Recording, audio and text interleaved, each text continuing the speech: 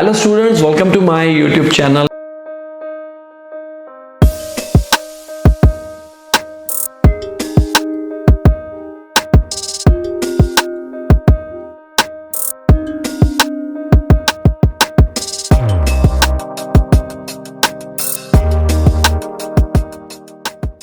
This video will be in Hindi language and topic is PT speaking repeat sentences.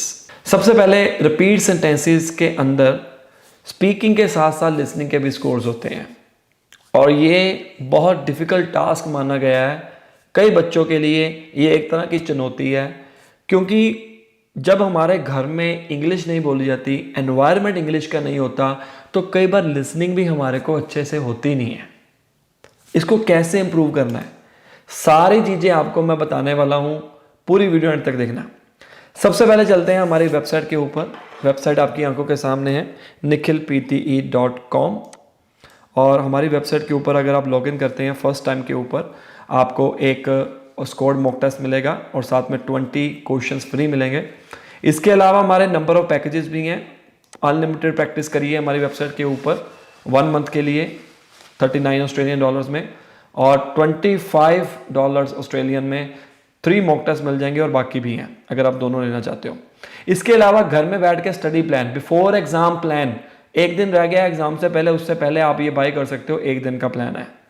Fast track course 4-5 दिन का plan है। अभी आपके exam में 5। इसके अंदर होगा क्या, हमने कस्टमाइज्ड स्टडी प्लान दिया हुआ। मैं अभी आपको दिखाता हूँ। कस्टमाइज्ड स्टडी प्लान का मतलब क्या है कि आपको बताया गया कि भाई आपने नंबर ऑफ क्वेश्चंस करने कितने हैं। जब आप बाय कर लोगे ना माय स्टडी प्लान पैकेजेस में जाकर, यहाँ पर आप देख सकते हो। देखो डे 1 मैंने 10 डेज वाला लिया हुआ है। पूरे 10 दिन का प्लान हमने बना के रखा हुआ है आपके लिए कि आपने अपने एग्जाम से पहले, इसमें मॉक टेस्ट भी मिलेंगे। अब देखो डे 1 में क्या क्या चीजें करनी है ये चेक करिए। रीड अलाउड करना है आपको। रीड अलाउड में कितने क्वेश्चंस करने हैं? 10 क्वेश्चंस करने हैं।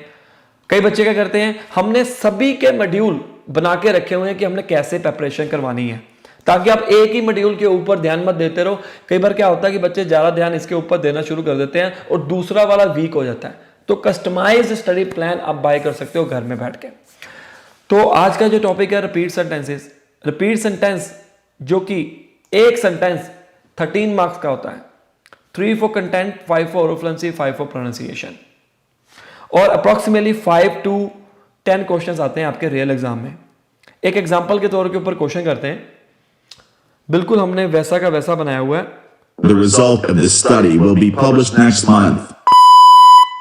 अब देखिए, पहला रूल याद रखिए रिपीट सेंटेंस। स्पीकिंग का एक रूल याद रखो, जब भी आप कंप्लीट करते हो आपने नेक्स्ट बटन के ऊपर क्लिक कर देना है। ठीक है, जैसे ये आंसर है, the result of the study will be published next month. और इस केस में आपके पास, अब जिनको इंग्लिश नहीं आती है या जिनकी एनवायरनमेंट ही जो है वो इंग्लिश का नहीं है, ऑब्वियस ही बात है उनको ये पूरा सुनाई नहीं दिया होगा। अब पीटी स्कोर गाइड क्या कहती है, अगर आप पूरा सेंटेंस करेक्ट सीक्वेंस में बोलते हो, मतलब अगर आप बोलते हो the result of the study will be published next month, अच्छे तरीके के साथ with good oral fluency and pronunciation, then आपको 13 मार्क्स मिलेंगे। और अगर आप मोर देन 50% को कवर कर लेते हो, 100% नहीं बोलते हो, तो आपको 12 मार्क्स मिलेंगे। लेस देन 50% कवर करते हो और good oral fluency and pronunciation के साथ आपको 11 मार्क्स मिलेंगे। कुछ नहीं बोलोगे तो 0 मिलेगा। तो हमारा टारगेट क्या होना चाहिए? हमारा टारगेट होना चाहिए कि मोर देन 50% हम कवर करें। हमें 100% से लेना देना नहीं है। अब 12 स्कोर्स हासिल कर रहे हो 13 में से, तो अगर आपका टारगेट 79 भी है तो कोई दिक्कत नहीं है। ठीक है ना। अब जिनके 90 आउट ऑफ 90 आते हैं तो उनका मतलब, इसका मतलब ये नहीं कि वो 100% सही बोलते होंगे सारे स्टूडेंट। वो ट्रिक यूज करते हैं, वो मैं आपको बताऊंगा कैसे आप इसको इंप्रूव कर सकते हो। तो अगर आप बोलते हो the result of the study next month will be published, अगर नहीं बोलते हो तो भी आपके अच्छे स्कोर्स आ सकते हैं। इसको प्रिपेयर करने का तरीका क्या है? सबसे पहले आपने अपनी लिसनिंग को इंप्रूव करना है। लिसनिंग की कोई दवा नहीं है, कोई टेम्पलेट नहीं है। Listening you can improve only by practice again and again, nothing. देखो ट्रिक का एक दायरा होता है। दायरा क्या है वो मैं आपको बताने वाला हूं। ठीक है, अब नेक्स्ट क्वेश्चन करते हैं। हमारी पहली ट्रिक क्या करेगी, हम इनिशियल्स लिख सकते हैं। इनिशियल्स मतलब होता है हर एक वर्ड का फर्स्ट लेटर। देखो जरूरी नहीं है कि हर बच्चे इसी ट्रिक को अपनाएं, मैं आगे और भी बताने वाला हूं ट्रिक्स, वो आप देखना, अगर आपको वो सूट करेगी वो कर सकते हो। ये नहीं है कि मेरा फ्रेंड जो है वो ये ट्रिक यूज करता है, मैं भी ये करूंगा या करूंगी। क्या पता आप इसमें कैपेबल ही ना हो, क्या पता आप इनिशियल्स ही ना लिख पाओ। जैसे कि ये चेक करिए, एक क्वेश्चन है, क्वेश्चन करते हैं play. This is how we deliver healthcare to millions of people over the world.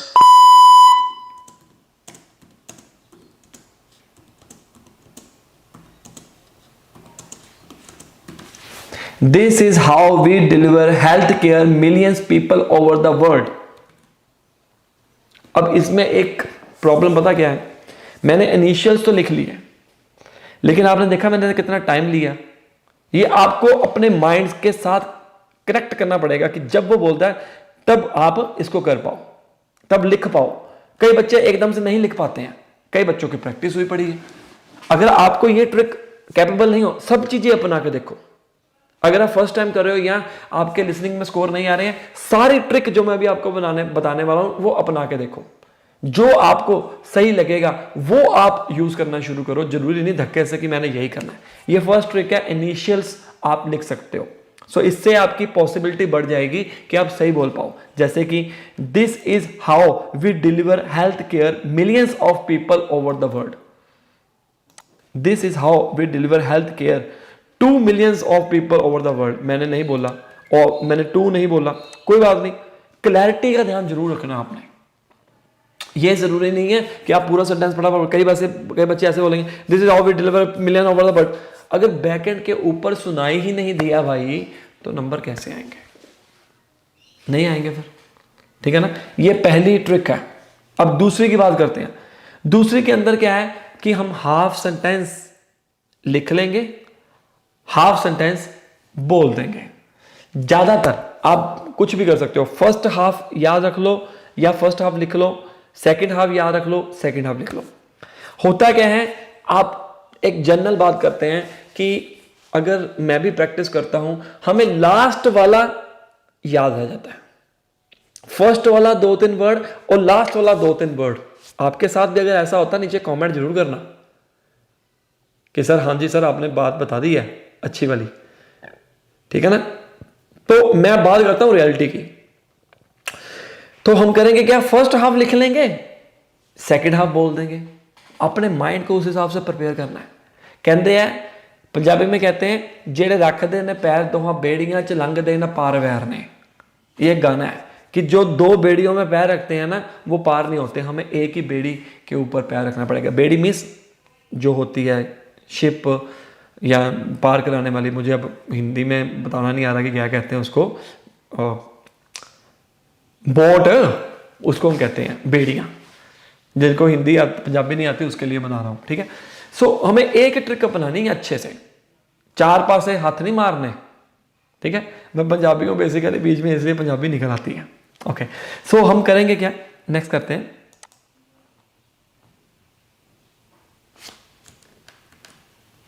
We will see if we can get through this without too many interruptions. We will see too many interruptions.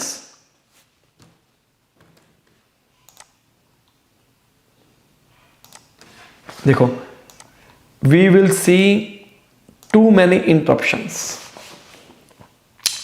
पहले के 3 बोले, last के 3 बोले, ठीक है ना। 6 word बोल दिए मैंने, ये बीच में मिस हो गया, ठीक है ना। बट ये ट्रिक अब आपको भी सूट ना करती हो।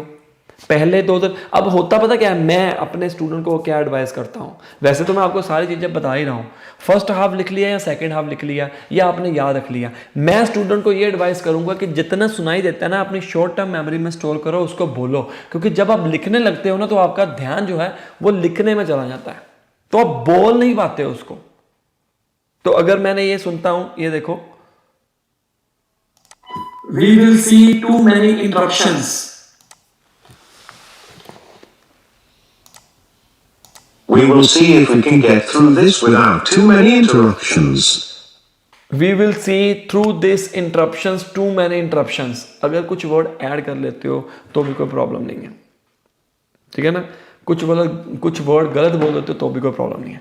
सो इन द एंड मैं आपको ये सजेस्ट करता हूं कि आप सुनो, अपने आप को इस तरह से कैपेबल बनाओ कि हम लिखे ना, जितना सुन सकते हैं जितना बोल सकते हैं उतना बोले। एक ट्राई करते हैं, इसी ट्रिक के साथ एक ट्राई करते हैं। देखो इनिशियल वाली ट्रिक बता दी, हाफ सेंटेंस हमने लिख लिया या बोल दिया, वो भी ट्रिक बता दी। तीसरी मैं रिकमेंड करता हूं, हाईली रिकमेंडेड है ये, यकीन मानो।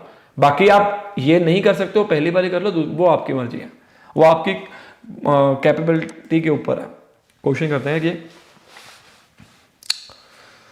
मेरी वेबसाइट के ऊपर भी आप प्रैक्टिस कर सकते हो, और कई बार इन क्वेश्चंस में से भी लोगों को रियल एग्जाम में क्वेश्चंस आए हैं। ये एक तरह की प्रेडिक्शन होती है। इंटरनेट थोड़ा सा वीक है आज यहाँ पर, सो सॉरी अबाउट इट। मुझे लगता है इंटरनेट, मुझे दूसरा कनेक्ट करना पड़ेगा। जस्ट वेट अ मोमेंट, मैं कनेक्ट कर लूँ फिर आपके पास आते हैं। इंटरनेट थोड़ा सा वीक हो गया है।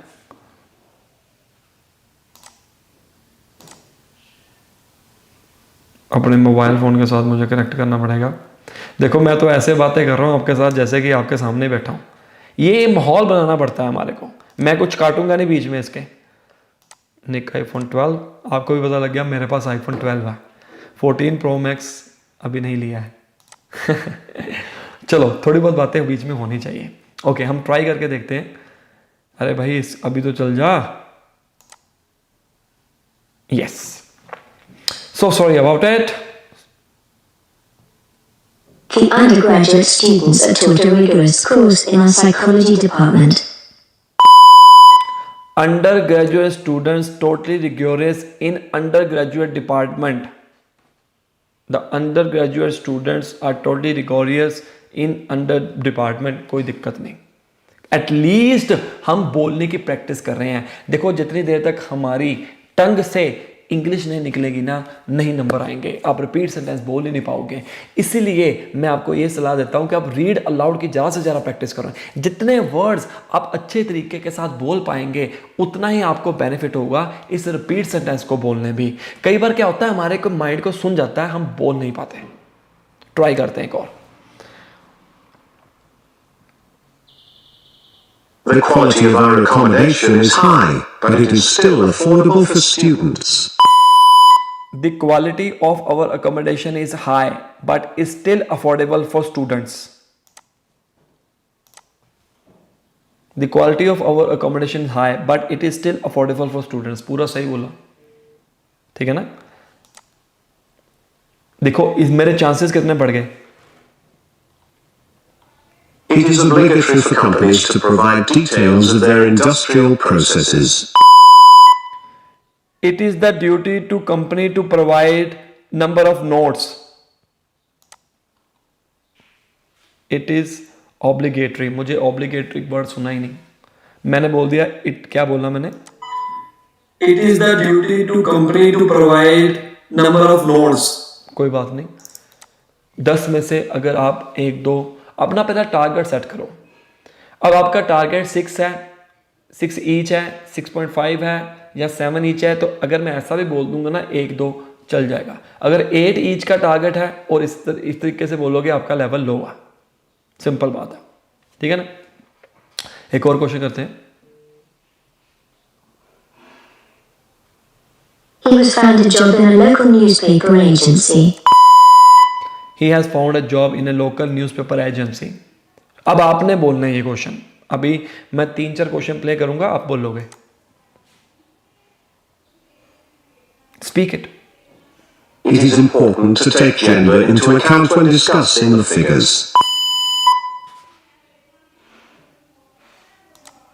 It is important to take gender into account when discussing। अब देखो कई बार आपके माइंड के अंदर ये भी आता होगा कि बड़ा क्वेश्चन आ गया है, मैं कैसे बोलूं, ठीक है ना। पहले से सोच लेते हो कि मेरा बड़ा क्वेश्चन आ गया है।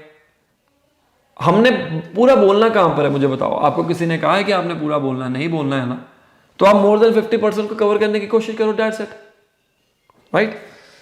More questions. Media attention has recently shifted to environmental and educational issues. एक और ट्रिक आपको बता देता हूँ कि कई बार क्या होता है सेंटेंस की आप हिंदी, पंजाबी और अपनी लैंग्वेज में भी कर दो। अब देखो मीडिया एनवायरनमेंट की बात की है कि वो शिफ्ट हो चुके हुए हैं। Media attention has recently shifted to environmental and educational issues. पूरा नहीं बोला जाता, मत बोलो। Media has recently shifted to educational issues, कोई प्रॉब्लम नहीं, कोई चक्कर ही नहीं।